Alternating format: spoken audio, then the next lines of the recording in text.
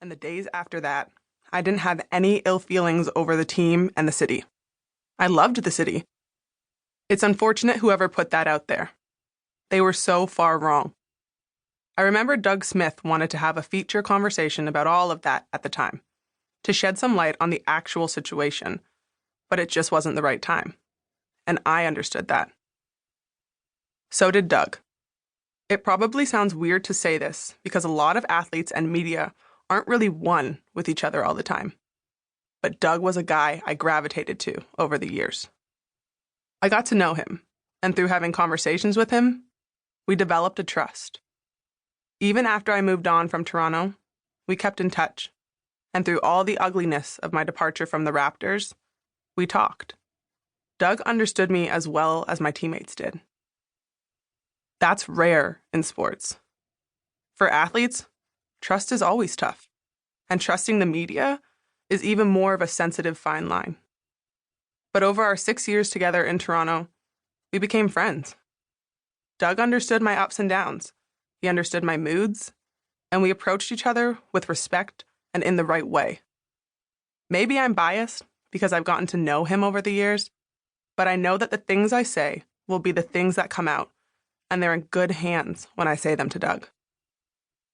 Flash forward to June 2019. I was in Toronto again for a playoff game for the first time since I played in a Raptors jersey. It was Game 5 of the NBA Finals. I was sitting with T-Mac. It was insane. I had chills that night. The Raptors lost, but I remember sitting there after the game and telling T-Mac, imagine if they win the championship. How crazy would that be? I was in Oakland for Game 6, the evening the Raptors clinched their first NBA championship. It was unbelievable. In the second half, I looked at T-Mac, and we were like, they are really about to win the championship. The Toronto Raptors. This team we played for so many years ago. It was a proud moment for me to witness it and be in the building for it. To see my good friend Kyle Lowry and the people in the Raptors organization who I still know. I was so happy for all of them. To leave the arena, we had to walk through the court after the game. I gave Kyle a big hug and congratulated him. I saw my friend superfan Nav Badia, who was on another level on the court. It was awesome to see all the Raptors fans celebrating. I was happy to be there just to witness it, just to say that I was there. It was a special moment. For me, it was a way to bring it all full circle. Vince Carter, April 2020. Introduction. It's hard to think of how many times over the last 25 years something has happened with the Raptors, good or bad, last year or in 1995, when I thought, man, that's one for the book. Well, here it is. It's hard for me to imagine how we got to this point.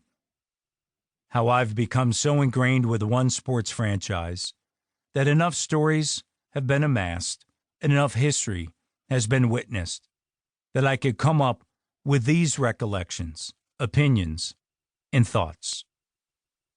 Incredible, really. The ride has been tumultuous and enthralling and all-encompassing for a quarter of a century. It's taken me all over the world, allowed me to see feats of athleticism up close that have at times been breathtaking. It's allowed me to meet and get to know some incredible men and women, masters of sports and of business. Fascinating personalities I got to interact with every single day of my professional life for longer than most. I know Wayne Embry and Masai Ujiri because I cover the Raptors. I count Dwayne Casey and Sam Mitchell and Brendan Malone as friends. I watched Vince Carter up close, and I saw Kawhi Leonard's steely determination and with a raucous championship celebration. I sipped wine in Treviso with Maurizio Gherardini and got Madrid restaurant recommendations from Jorge Garbajosa.